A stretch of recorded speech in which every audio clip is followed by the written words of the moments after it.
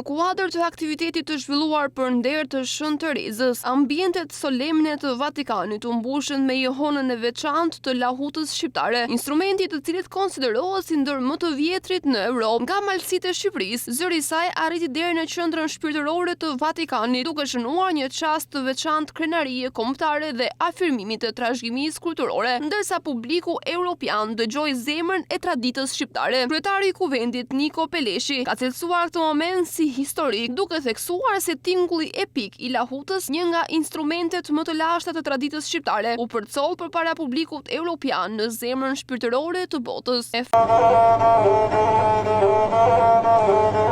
Lahuta shpallur zyrtarisht pasuri e trashëgimisë kulturore, jo materiale në listën e UNESCO-s për mbrojtje urgjente. Një nga thesaret më të çmuara të identitetit ton kulturor, arti të luajturit, të kënduarit dhe bërjes së lahutës është tashmë pasuri botërore. Arti të kënduarit, të luajturit dhe bërja e lahutës përfaqëson një element thelbësor të identitetit në hapësirën shqiptare rurale, të kultivuar ndër shekuj në krahinat veriore dhe përtej që nga Malësia e Madhe, Dukagjini, Malësia e Gjakovës, Rugova, Drenica, Flava dhe Gucia.